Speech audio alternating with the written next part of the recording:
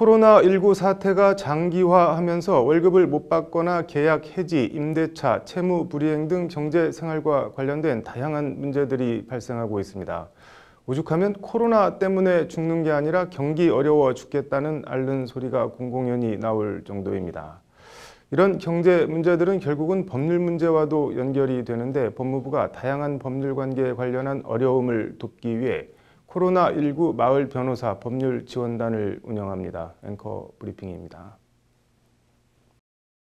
우리나라는 어느 분야 하나 수도권 쏠림 현상이 심하지 않은 것이 없는데 변호사도 예외는 아닙니다. 변호사 2만 명 시대라고 하는데 전체 개업 변호사의 80% 이상이 수도권에 몰려 있습니다. 그나마 나머지 변호사들도 대부분 광역시 등 대도시나 일선 법원과 검찰청이 위치해 있는 지방 거점 도시에 집중돼 있습니다. 읍면동 지역 주민들의 법률 서비스 접근은 취약하기 그지없습니다. 이런 법률복지 사각지대를 해소하기 위해 마련된 것이 마을 변호사로 2020년 4월 현재 전국 1,442개 읍면동에 1,444명의 마을 변호사가 활동 중에 있습니다. 우리 동네 마을 변호사 연락처는 읍면동 사무소나 각 지방 변호사회 또는 법무부에 문의하거나 마을 변호사 블로그 또는 페이스북 등 SNS를 통해서도 확인할 수 있습니다. 전화나 팩스, 이메일 등 원격 상담을 원칙으로 해당 읍면동 사무소를 통해 예약하면 현장 상담도 받을 수 있습니다. 마을 변호사 활동은 변호사들의 재능 기부로 이루어져 별도의 상담료나 변호사 비용은 없습니다. 취약계층 등 법률구조 대상자인 경우 대한변협 법률구조재단이나 대한법률구조공단 등의 도움을 받아 무료로 소송을 진행할 수도 있습니다. 법무부는 이 마을 변호사 가운데 총 52명으로 코로나19 마을 변호사 법률지원단을 구성해 코로나 사태와 관련된 법률 상담을 제공한다고 오늘 밝혔습니다.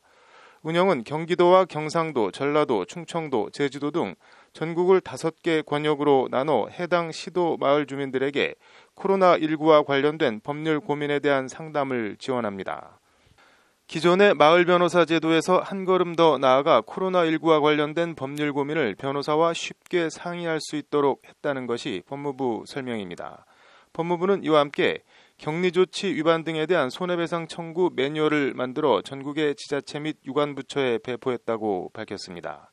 매뉴얼에는 고의, 과실 및 위법성의 판단 기준과 국가나 지방자치단체의 손해 산정 기준, 손해배상 청구 절차 등의 내용이 담겼다고 법무부는 설명했습니다. 이와 관련 법무부는 격리조치 위반 등 행위가 관련 법령에 비춰볼 때 위법하고 추가 방역조치 및 감염병 확산 등에 따른 국가나 지자체의 손해를 유발한 것으로 인정될 경우 국가나 지자체는 매뉴얼을 참고해 손해배상 소송을 제기할 수 있다고 덧붙였습니다. 실제 제주도는 자가격리 권고를 무시하고 외부활동을 한 확진자 2명에 대해 1억 1천만 원의 손해배상 소송을 제주지법에 청구했습니다.